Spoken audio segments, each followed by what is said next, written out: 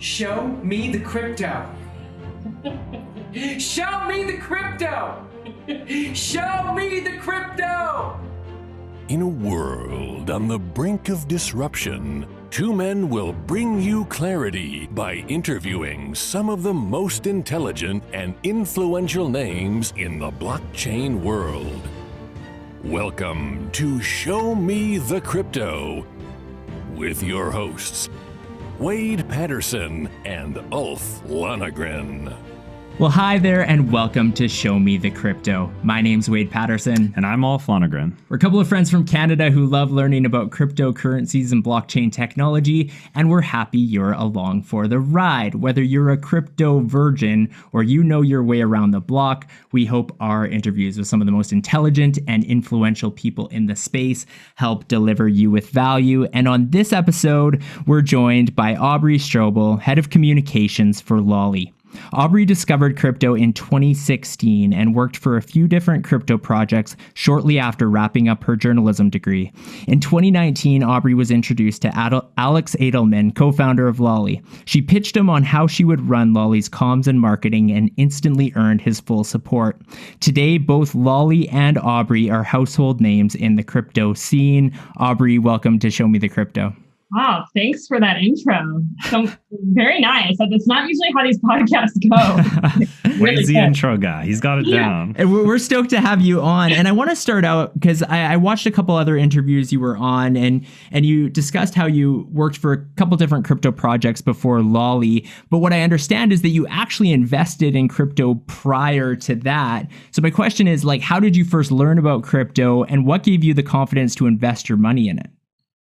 I don't actually remember the first single moment that someone brought up Bitcoin. I sort of just was kind of integrated into a lot of conversations back in 2016. And even this was before the bull run. So it was just something that was sort of brought up. And I'm just a naturally curious person. So when I hear about something like that, and just kind of understood the technology behind it, what could happen, I just looked into it. And personally, at the time I was like, what's throwing a little bit of money into this and seeing what happens. And then you kind of throw in more and get more comfortable with it. I think that's kind of how everyone sort of gets into the space a little bit. You got to get some skin in the game. And that's sort of how I did it. It was sort of on a whim. There's no like actual thought process behind it. I mean, there's tons of people that got rich on the Silk Road and they weren't really, didn't have the foresight. Sometimes you just end up in a place. And I feel like I sort of was like right place, right time for me.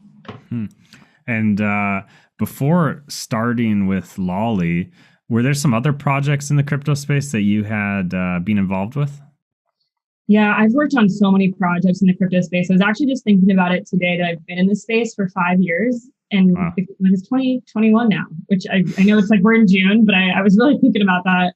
And it just feels so like such a long time ago that I got into it. And it feels like it's been a long time and a short period of time all at the same time for some reason. But I've worked on, Dash, which they're a DAO. So they basically the funding for their PR and marketing came through the DAO that runs the system. And so I worked with Dash, I worked with T0, Polymath, like CoinDesk, a lot of early projects, a lot of ICOs, things that didn't really work out, some decentralized exchanges. I've worked with Bitfinex during the scandal that they went through, really like all sorts of different protocols. It was kind of overwhelming though to work on so many projects every day because I really couldn't, there's only so many hours in the day to really devote to each of the projects. Mm-hmm. So it was fun to come in-house and just go fully towards one thing, which is getting people on board with Bitcoin, which I really felt was the need in the market at the time.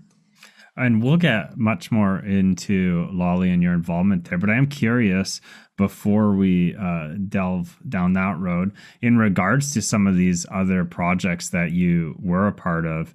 I mean, I'm one of the primary questions I have in regards to, say, working for a DAO is, how do you even get in as like, do you get nominated? Is that through a voting process? And then also, how do you get paid for the work you do, and how does that all work? So it's actually kind of inefficient, in my opinion, because you have to the way PR contracts work and marketing contracts work is you work on a retainer. So once your retainer is up at 3, 6 months, whatever, sometimes people do it a year, the community has to re-vote on it. And a lot of the community doesn't always understand what is good PR, what are the metrics that really are growing a brand, because there's so many variables that go into that. So a lot of times when we would propose to like the masternodes, like, this is what we are proposing to do for you in the next few months, this is what we've done, you get a lot of back and forth, hate and positivity, because some people get it and some people don't. But it's sort of inefficient because you're basically doing work on this contingency that hopefully we get voted through and we can continue working for someone, which is hard to do on a long-term basis. So, I think DAOs have there's good use cases for DAOs. I don't know if like PR marketing comms contracts are the best use case of it. And it's just hard to explain. But yeah, basically someone would just propose it. You would have to, put up some dash for it. I think you had to put like 7 dash up to put a proposal through. So it couldn't just be anyone. And then, the community would vote on these things. And so that's sort of how it worked back then. Huh. And were you, you mentioned that you had multiple projects. Were you kind of at that time basically just, dipping your hands in a bunch of different honey pots and doing multiple, working for multiple projects all at once? Yeah, definitely. I mean, we've worked with, IOHK, Charles Hoskinson worked in that, like the company that I worked for, Waxman, represented so many of the crypto projects. I wasn't always on every account, even though I had exposure to all of them. So I would sort of learn about what other companies were doing in this space just in meetings with my colleagues and some of the projects that I liked, or they would tell me like what was a winner, what was great. So I sort of did my own research while working there. And then I also was working on my own accounts. So I was there for about 2.5 years, and I really liked it a lot. But the opportunity with Lolli just came along in a bear market where I felt there was an actual need for this. There were so many cool projects that I was working on, and there's so many things in the crypto space I really believe in. And like, I wish I could work on all these projects, but I think to get to those projects later down the road, you sort of have to have this on-ramp for people to really get started. And as excited as the community is, and sometimes we can be on Twitter, it's sort of insular, and this is just the Twitter world. That's not the real world. So, we can geek out all day online, but you got to get the normies and the mainstream people into Bitcoin first, and they can get into other things after that if they want to learn about other technologies. But the process should be seamless. You shouldn't feel like you're using, technology. You shouldn't have to be a cryptographer. You shouldn't have to do all your research, do like tons of research to just own Bitcoin, because it's a huge barrier to entry, and you're pushing away a ton of people. So I felt like I had to go basically back to square one and work at a company that could get people in and do the best job I could of educating people on just Bitcoin in general, because I still feel like we're day one on so many respects.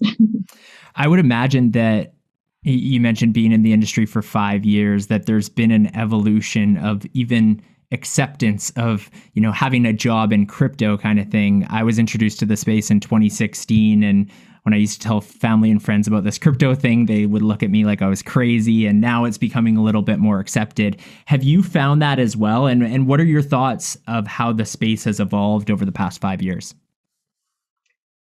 I love working in this industry because things move so quickly and everyone is so dialed in. It can get crazy though. In the past few weeks, after the Elon Musk saga, I really have not been able to enjoy Twitter too much. It's just been too much back and forth. I hate the one narrative I hate on Twitter is some big shot person or whoever they are announces acceptance of Bitcoin or some, endorses a crypto, and you're like, everyone, the internet goes nuts. And that's just not what it's about. It's just not what it's about. It's cool, but it's not like, I feel like it's kind of hypocritical at the same time. You worship these gods of the internet, these entrepreneurs, and they're just people. It's like everyone else who can have access to capital. So why are we praising them every single time they say anything? I get it, but I also, it's annoying. But isn't it fair that we just want to like celebrate those moments? Because for those of us who've actually been here for years now are like, finally, like another, big name that everybody knows is in. It's not so much that we're celebrating them, it's that we're celebrating, I guess, that there's more notoriety for, kind of like you were saying, for it to become more normal. I think maybe, at least from my angle, because I do get stoked, when I see that happen, but that's kind of how I see it.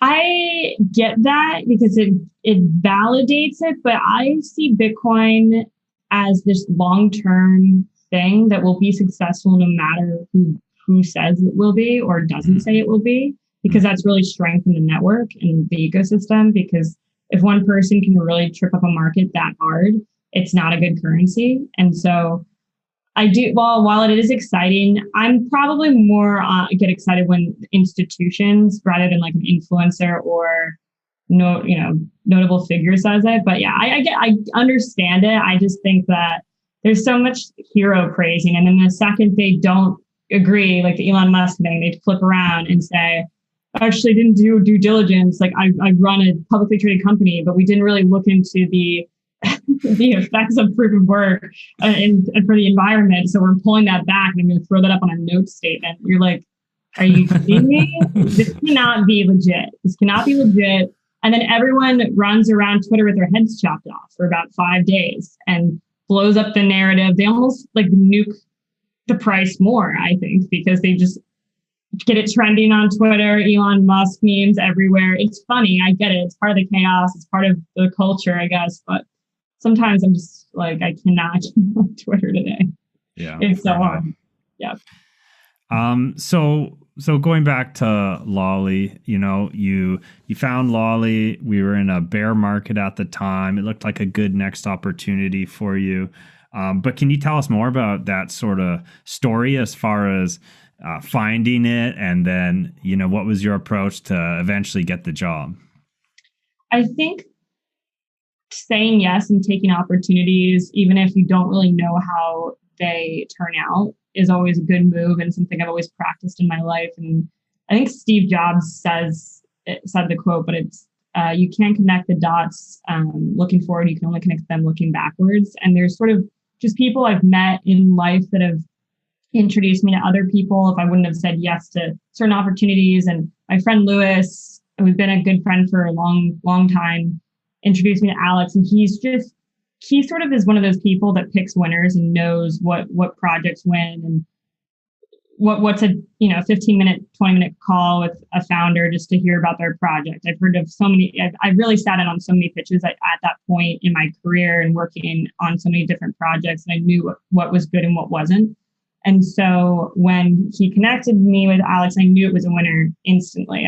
I had worked with BitRefill, though, a little bit with Dash and some other sort of earning people that were trying to do the earning Bitcoin and earning rewards right, but they hadn't gotten it right. And Alex had the playbook for it. And I knew that was going to work. So pretty instantly, I was like, he's a good guy, good person, good vibes. So I'm going to see where this goes. And I'm kind of a risk taker too.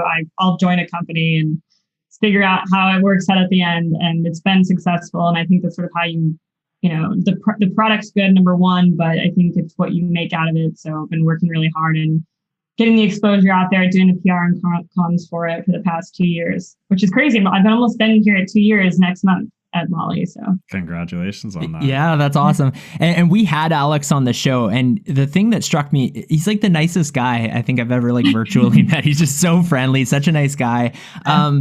For our audience members, I think most people in the crypto space are familiar with Lolli, but do you mind just kind of breaking it down for those who maybe haven't heard of it? Sure. Lolli is a Bitcoin rewards app that allows you to earn free Bitcoin when you shop online. And these are retailers and merchants that you shop at already. So this is things like Gap, Macy's, Harry's, Expedia, anything you can think of. You can get your groceries on Lolli, you can travel. There's always a way that you can be earning a reward or a kickback on your purchases. And so the way I see, spending money is, you should always be getting something from that, whether that be a credit card reward or Bitcoin reward, hopefully a Bitcoin reward.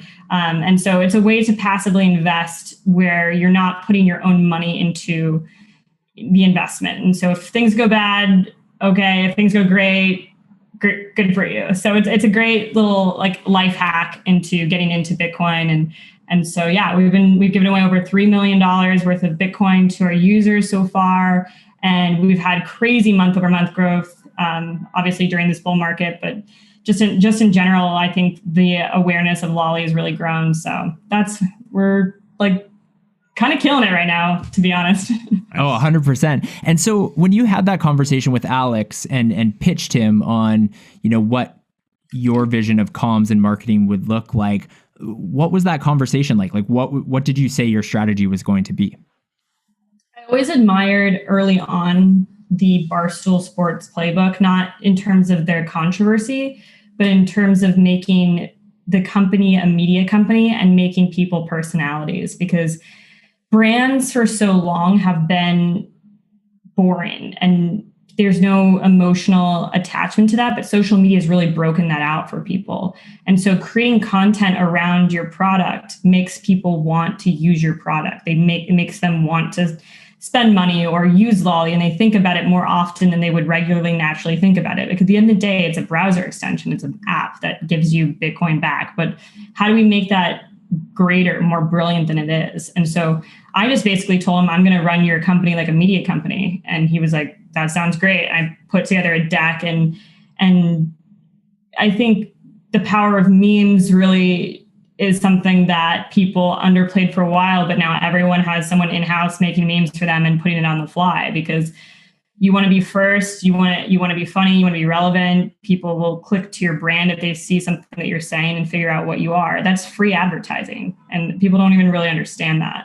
And so I just had that. I think when you grow up in the internet, and I've always been someone that really liked the internet and the way it worked. And we used to make PowerPoints when I was a kid. I was always online, which was bad. I did go outside, but there was not a lot of girls in my neighborhood growing up. So my brothers had boys and friends to play with, and there was no one for me to play with. So I just learned how to do PowerPoint and sat on the internet for a while. So I basically just was really glued in, and weirdly now it's paid off because I've just always paid attention to how the internet works. And I just felt like I could fix what he wanted to do for his company. And what about the marketing team itself and how you guys handle things like for example, touching on social media and your Twitter account? Is that you who's creating all of the posts that we see on Twitter, or is there like a team of masterminds behind there and you're a piece of the puzzle? There's two people with access to the account. I'm one of them. When one person's not on, the other person is on. Usually it's sort of just like who hops in first. So I run all those social accounts broadly, but there are other people that do tweet off the Lolli account from time to time. And so that, sometimes people think it's me when they're tweeting back at myself. Sometimes I will tweet back at myself, but sometimes it's honestly someone else, and it makes me look so crazy. Like I'm not having this dialogue with myself right now, but basically we have a chat where we put together memes and things we think are funny, but most of the time we just trust each other's humor and we know what's going to hit and what's not and what's funny. And it kind of just goes off that way. There's really, I don't have to, the great thing is when I see something funny that I want to tweet at an account or put off the company account, I feel totally confident in putting it out there. I don't even have to get it approved. Like last week I attacked the Pope, and that was not like, I'm a good Catholic too. And, I just like the bar for getting fired at Lolli is like all the way down here. Like, it sounds awful, but it's like, what would I have to say online? I mean, we've gone so far to one side sometimes that you're just like, at this point, it is what it is. Yeah, 100%. Well, and that's the thing is like Lolli is like the account. So whether that's you or the other person who has access, it's so quick. I was going to ask if somebody's always monitoring it, because it's just like the quick-witted responses. We always ask our guests at the end of each episode what their favorite crypto project to follow online is. Mine's Lolli, just because like for the entertainment. There's a lot of really good. I think Lolli kind of made the blueprint, and now people are like some crypto accounts are great. Blockfolio's crushing it. Their account's amazing. There's some other ones that just really hop in there and they're on top of it. But it's hard to be online all the time. So that's the thing. Like, basically a good tip for social media managers or whoever is running your social accounts is to have notifications on for certain people, big people, so that when they tweet something out, you can be first to jump on it. So say it's an announcement, like Tom Brady announced today that it's going to be at Consensus. So I know this is going to air at a different time, but this is an example from today's cycle. So if you saw that and you're a social media marketer, you could hop in there and make a meme and say something funny to Tom and relate back to crypto somehow. So that's like a good tip to, you don't always have to be online, but at least when you get those notifications, you know something is going down on the internet. So that's basically how it works. But I love the quick-wittedness. It makes me think creatively of what would be funny to this audience. And I love jumping and causing a little chaos and putting on a meme for the account. That's actually fun for me.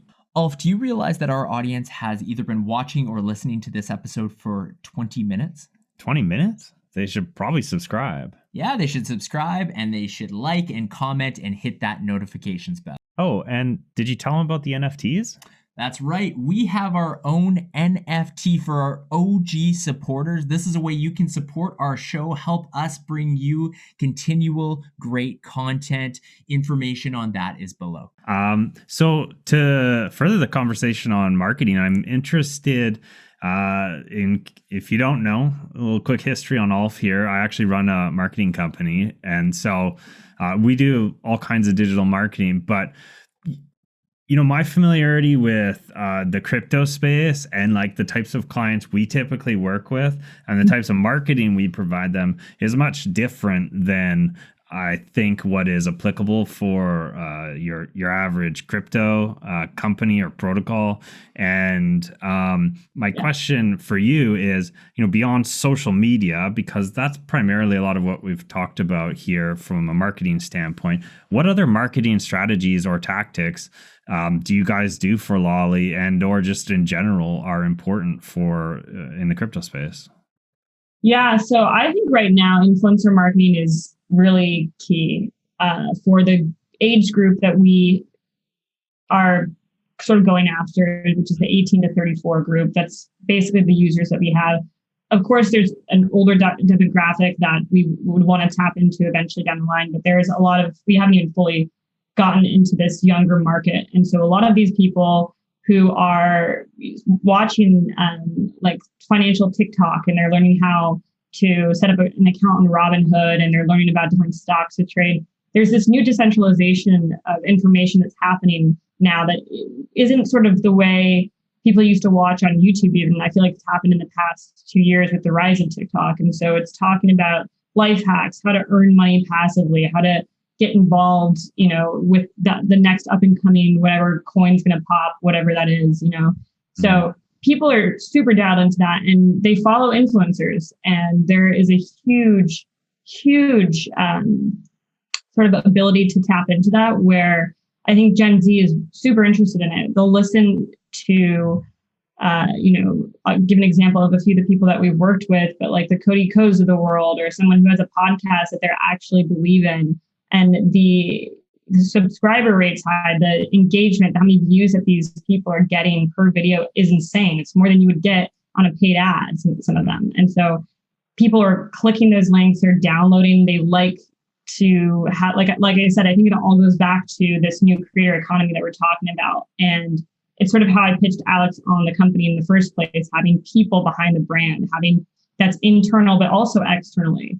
And so we've been able to tap into a lot of influencers. We're building up TikTok right now and we're getting involved there, but we've run a lot on the influencer side and really on the paid side of marketing.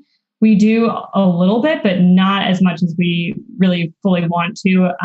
In like a week or two, our full mobile app will be completely live to everyone. So everyone will be able to download Lolli from the palm of their hand. A lot of people already have access. They can earn Bitcoin every day by hitting the loot box, and it's called the Daily Stack. You can just earn Satoshis every single morning at 9 a.m. So it's a good way to familiarize people with Satoshis and sort of understanding that. But the app's going to be live. So we haven't really directed a lot of traffic on the paid side to basically to the extension, because we wanted to wait for the app to be live. So, and now it's going to be. So we're going to definitely be ramping up marketing even harder. But I think, influencer has been one of our strongest areas. When is Lolli coming to Canada? I know. I was right when you guys were like, we're in Canada. I was like, damn, I feel bad. Feel bad that we're US only right now, people. But shortly, Canada's like our friendly neighbor to the north. We were going to come to first. We love Canada. Yes. I've actually never been to Canada, but would love to make a trip up sometime. Huge youth community in Toronto. Yeah. No, it's exciting. When we had Alex on, we asked him. He said, "I promised 2021." He said this year. So, by the look of your surprise, I don't know if that's going to happen or not. I guess we'll see. No, it's funny because he's been saying this, and I'm like, Alex, it's actually not that hard to basically open up in Canada, because a lot of the retailers and the merchants we work with, they have similar existing relationships. So it's not a hard thing to do. And I've been the one that's been like, when we do in Canada, when we go into Canada. And I think the main focus right now has just been getting the app perfect. And it really is such a great app. So they've been working so hard on that. Like the engineers have been just working like overnight trying to get it perfect. So that's been the priority. But then after that, we're going to be everywhere. That's awesome. Nice. One of the things I think so cool about Lolli is just the ease of access. Like there's no risk, right? You're just making purchases you would make anyways, and you're starting to build that up. In terms of tracking users, I mean, over time, there's probably, I mean, if Bitcoin keeps doing, especially over the next decade or so, what it's been doing historically in these cycles, I mean, is this something that from a marketing point of view, you're tracking pretty closely and have plans of eventually kind of talking about the amounts that people have earned from like basic purchases in the early days? Yeah, I think we have some testimonials. People will kind of gladly put that out there online, which I don't know if you want to like dox yourself and say how much Bitcoin you have in any wallet, first of all, just on a security side of things. But it's amazing to see the purchases I love to see, which I'm like, this is a huge flex, is when people buy mattresses off of Lolli, people can get $500 and more back in Bitcoin. Someone tweeted at me their receipt, and I was like, this is insane. If you're not buying your mattress and I almost just want to buy mattresses for people. So it doesn't even make sense mathematically because I'd be spending way more. But just when you get that like receipt of $500 back in Bitcoin just for a mattress purchase, people who made those purchases in March 2020, at the top, they've like 16x whatever they got back, which would pay for the mattress and then maybe double that. So it's amazing to see those sort of rewards. But we have people that have earned over several Bitcoin on Lolli. And I think a lot of them have figured out these hacks of if they have a business account or whatever, and they're buying toner and paper and any business expenses is basically using Lolli to make all those purchases. People have actually come and told me about that. I went to a crypto happy hour up at Central Park, and the executive assistant was like, my boss always asks me if I use Lolli on every purchase. She goes, it's annoying because he messaged me every time, did you use Lolli? And she says, yes. And I was like, oh, I'm sorry, but also good for you guys for being such a loyal customer. That's like, those are the cool stories. When you guys come to Canada, I know my side gig. I'm going to open up a mattress resale business where I buy it full price, but I get my Lolli kickback and then I'll sell it. And in the end, I'm going to be way in the positive. Yeah, I think there's some sort of mattress scam that we could all get in on. Yeah, totally. And like just keep trying to sell mattresses and get Bitcoin back. I'm the worst. We're not doing that, but we should have a Canada party when we finally like announce and stuff. So if you guys want to be the host of that, 100%. We'll commit to that. Where in Canada are you guys? We're near Vancouver. So Kelowna is the city. It's in British Columbia, so the westernmost province. It's we're in this beautiful valley. It's called the Okanagan Valley. It's a big lake, mountains all around us. You can go swimming in the day, go skiing in the afternoon. Yeah, it's great. I love that. That's like the most beautiful part of Canada I've heard, but never been to. seems like way the heck out there, to be honest. But well, now you got a reason to come. Yeah, when exactly. we launch in Canada. Is it cold this time of year? Are you guys Not this time of year. Like it's this week's all in like the 20s, 20 to 30 degrees Celsius. Sorry, I don't know the Fahrenheit. We don't do that. I know. I just realized. I think that's 80s. 70, 80s? Yeah. 80s? Yeah, 80s probably. Yeah. So somewhere around there. Fact Summers check. are warm, but like, Yeah. but a lot of provinces, it's not unusual to get like minus 30, minus 40 Celsius. Again, I don't know what the conversion is, but it's very cold. Like you don't want to be outside for some days in the winter. We have it pretty good where we are. It's not too cold here, and it does get nice and warm in the summer. So yeah. Well, I gotta make it out. 100%. Yeah, for the party. I love it. Let us know. One thing I was wondering, Aubrey, is, you know, we talk about these bull cycles and bear cycles and that type of thing. And how does that affect Lolli specifically? Because you mentioned like you guys are crushing it right now, but there's also a lot of attention in the crypto space. Everyone has their theories on how long this bull run could last, but then it could be years again until we hit another run like we've just had. How do you anticipate that will affect Lolli's user numbers? Yeah. Let's be honest. When it's a bull market, you're getting more customers, you're getting more attention. People are Googling ways to get Bitcoin. So naturally, it's better for every crypto company when the market's doing well. But on the other side of that, our business model is scaled to work in a bear market as well, because people aren't losing money necessarily. This is money that these are purchases that they would have made anyway. So if things go well, again, they're on the upswing, they're happy. If things aren't going well, they're probably not super happy. But we have different ways to sort of gamify, like I was talking about the daily stack. It's sort of a behavior where people can click into the app and get Bitcoin every day. And so if they feel like they're sort of every day earning something or every day accruing bits of Bitcoin, Satoshis, there's that whole a debate with bits and Satoshis. I don't even want to get into that, but it makes them feel like they have skin in the game, and it makes them feel like they're an investor. And so I hope people feel that way with Lolli, at least when they walk away with it if they're new to the space. And hopefully, you know, people will not just run away and keep a lot of their money into Bitcoin and not cash it out, because you can cash out to a bank. But we recommend that they not do that. And sort of the next sort of leg of education that I want to get people into is like the cold storage, because Lolli is a custodian, but really want people owning their own keys at a certain point, you know, when they feel comfortable doing that. So, obviously it's great when the market's great. We'll see what happens right now. I had kind of gone back and forth and looked at a few different charts, and it's interesting. I don't know if it was just a huge dip and we're about to see like a crazy rally, or if we are going into a bear market. It's kind of interesting right now. What are your thoughts? That's the question, isn't it, right now on everyone's mind? I was telling Wade just yesterday, for me, I do think I do follow a bit of technical analysis, and I think that there's validity in the argument that Bitcoin has to get above the 200-day moving average to kind of sustain, its bull market momentum. Mm-hmm. And we're under it right now, not by a lot. And Bitcoin's bounced as of the recent drop. So I think that this next week is important. And I think if Bitcoin can climb up above whatever that is, I think it's like 44K about or something. If it can manage to get above that and stay above it for a week or so, I think that's going to be a super strong sign to say that this is still a bull market. This was just a big pullback that was a long time coming. That was probably healthy and needed.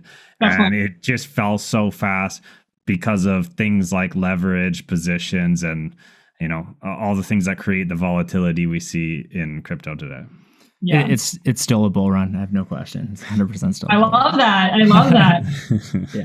I went on another show and I said we're still in a bull run, and so I stand by that.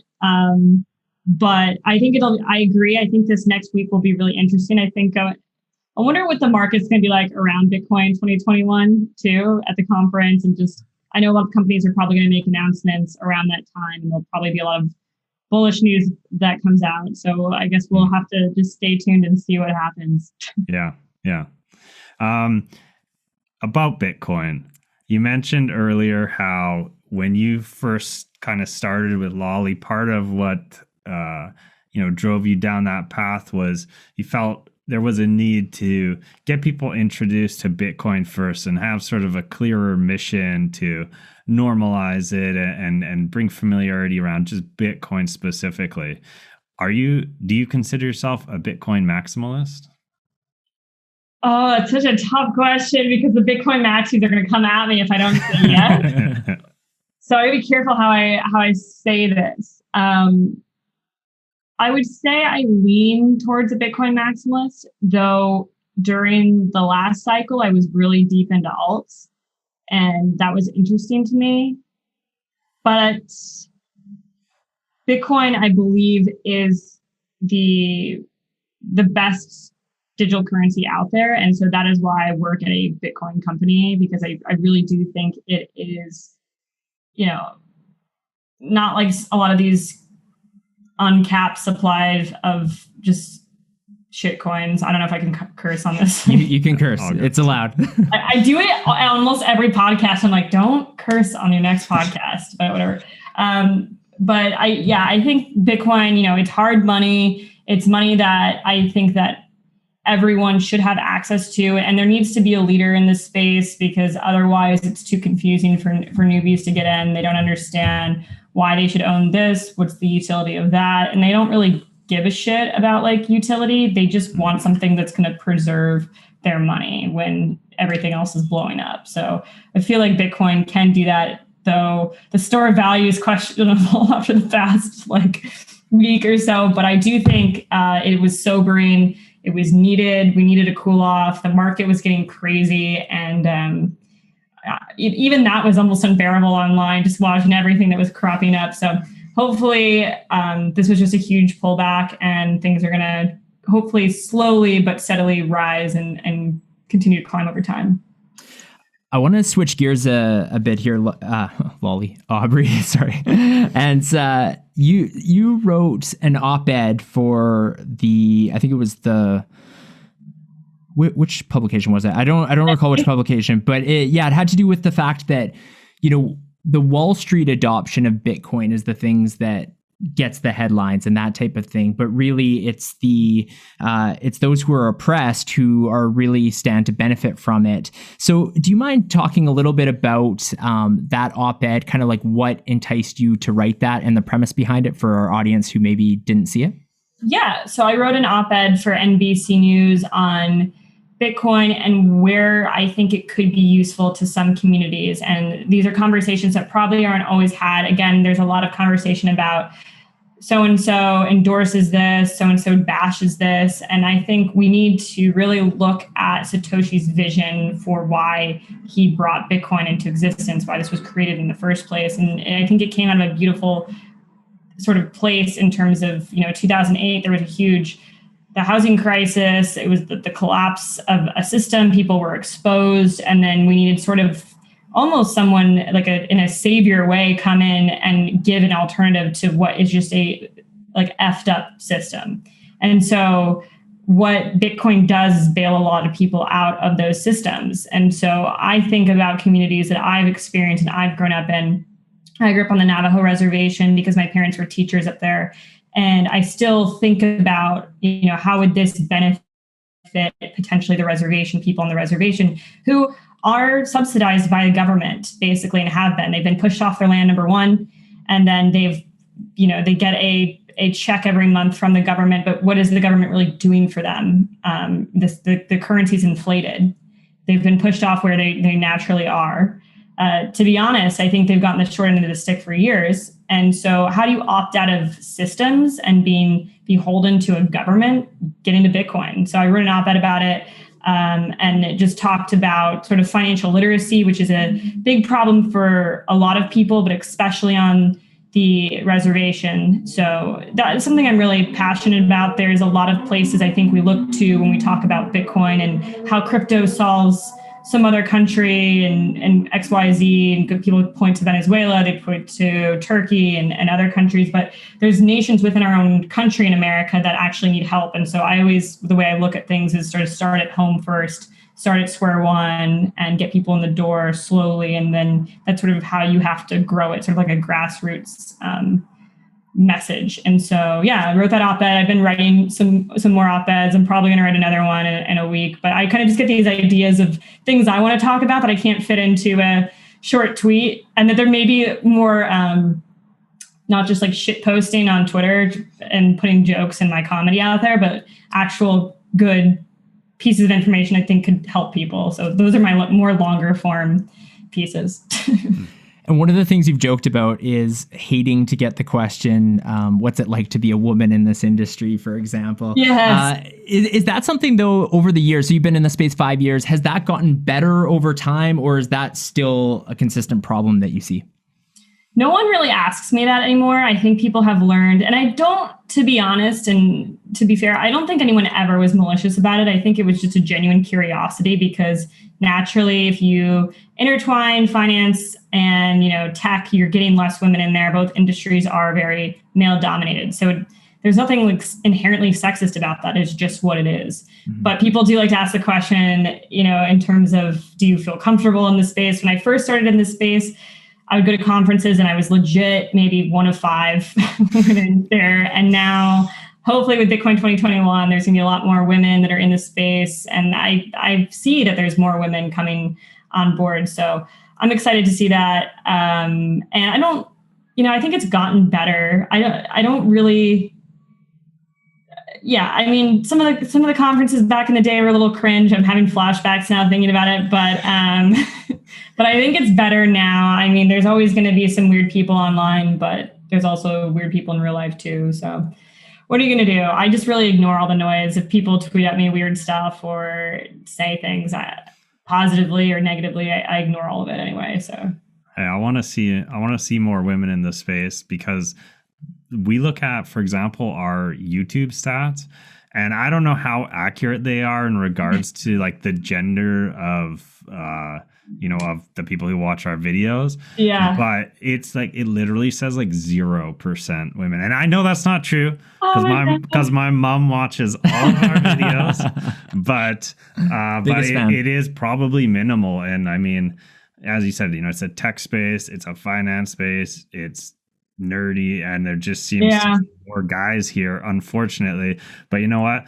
Wade and I are pushing for more women. We've interviewed a good number of females now, and we're trying, there's a ton of intelligent women in the space. That's the thing, is but for whatever reason, it's not always represented. I don't know why that is too, because I really don't. I mean, I get that there's like I said, that naturally you would sift out a lot of women because of just the two spaces. But I think now I did actually get a lot of DMs from women on Instagram too, because I'll post some of my articles I write about Bitcoin, and people probably think I'm obnoxious. It's like Bitcoin girl or whatever they think in their mind. Because I've brought it into my normal, where all my normal friends see it, not anyone that's into crypto.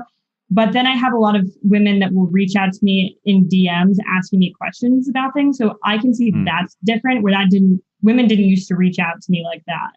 So I love that. And, Lolli has 30% of its users as women. Yeah, that's awesome. So that's great. And women are the largest cohort of online shoppers. So naturally, Lolli is a better fit. I guess men go into stores more and just pick something out, pick up a pair of pants and leave. But I don't know.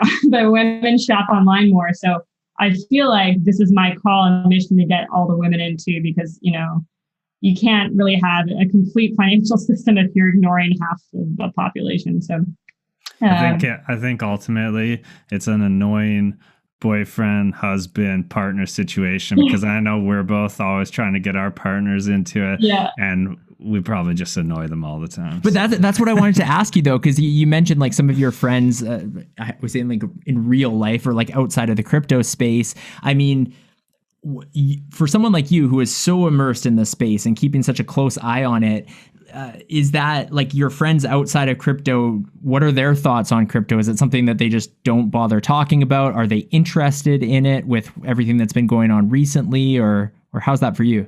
I get messages from everyone. I get messages from people I haven't heard of, obviously, in 10 years. Everyone gets that. I got messages from like the people, I have like in this Catholic group that, you know, everyone's low key into it. They just don't know who to talk to. And so if I'm a little annoying on my Instagram and put up Bitcoin stuff, you know, every few days, and people see that and feel like it's an invitation to talk about it and understand what to get into, that's cool. I wish I had time to individually actually advise and help people with each thing, but my DMs are so flooded with people asking questions and just random things that sometimes I don't see all of them. So I feel bad, but you know, you probably have the same thing. Like the bull markets are so crazy. It's like, you can't get to every single message that everyone, of course. And then of course they wait till now to like reach out, but because they're trying to get in. But whereas I had this Facebook post I put up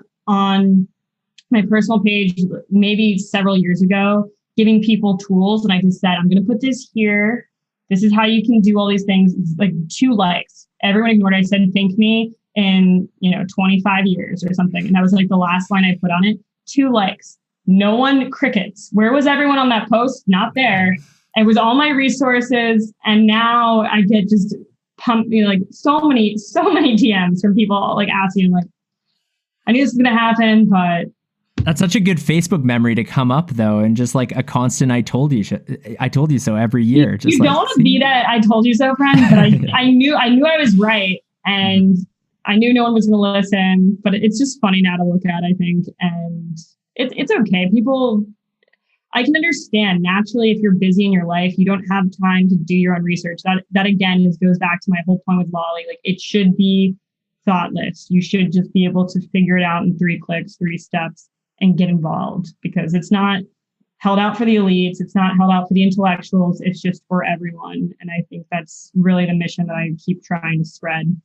I think that's a great mission because I've seen it myself with my mom. I mentioned, she's been watching our show. She's been getting into crypto finally, but love it. It was such a challenge to introduce her to crypto and to have her actually acquire some. Even today in 2021, with all the new tools, platforms, exchanges, things, it was still super difficult.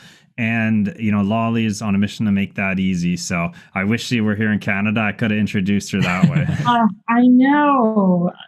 Soon. We got the party scheduled. Yeah. But you bring your mom to the party and hello to your mother for watching. And thanks for being one of many women that hopefully will come watch this show in the future. So Aubrey, we're coming close to the end of the interview. But one thing I want to ask before we wrap it up is on your Twitter bio, I guess you'd call it, there's a handle to something called the Aubservation. And when you go there, it explains that this is being held for a future podcast that you're eventually going to do. So the question is, when is the Aubservation going to launch? I just clicked on it because I haven't been to the page in a while. I'll see where we're at. Because I think I want to launch when we have 1,000 followers. I love having this account with no product, which is basically like a lot of ICO. Someone made the joke, a lot of ICOs. We got a lot of people involved. I think though, I need to figure out what I want to do with the podcast.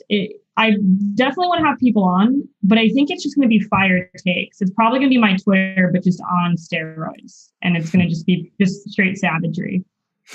So I love it. Yeah, I need to figure out when I will have time to just have a podcast, but. You guys are welcome to come on. We can do fire takes. It'll be rapid fire if you'd like. We can do it at the Canada party, whatever you want to do. We'll do it that way.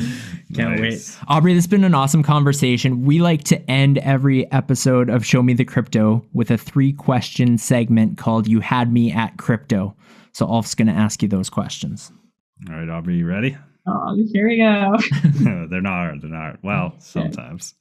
All right. So the first question is, who's your favorite person to follow in the crypto space? I feel like I want to change my answer on this. I'm gonna go back to Niraj because I just think I think Niraj is my favorite person as of the time of filming this. Sounds good. At this moment. Got that asterisk just in case. Yeah. Last time I said a different person on a different podcast. So I'm going to go to Niraj now. Who is the different person you said? I like Cobain because he calls people out on some stuff. And I also really love the charity stuff that he's done. The kid that had cancer and like they raised $800,000. That's the stuff in the crypto community I really like. So I think that the up only bit has been great for the community. Nice. Wholesome. The second question is, what will the price of Bitcoin be 10 years from now? Oh my God. Definitely over $1 million. Yeah. It's 1 million is the most popular answer, but over $1 million, that's good. I think $1 million in 4 years. I bet by the next cycle, by 2024. Well, we got a 10-year timeline here. So, I mean, maybe you need to expand your horizons. Don't hold me to this. Someone's going to find this in 10 years and be like, you said. Oh, yeah. We're going to find everyone that comes exactly. in 10 years. Exposed. Yeah. All right. Third question. What's the most underrated coin or project in crypto? I was late to the whole Matic thing, but I wish I would have gone in on that sooner, to be honest. I had a friend at Coinbase that was trying to get me in on it. And I like Matic. Well, Aubrey, thank you so much for joining Alpha and I on this episode of Show Me the Crypto. Cool. Thanks for having me, guys. Thank you for listening to Show Me the Crypto. Please make sure to subscribe as well as rate and review this podcast.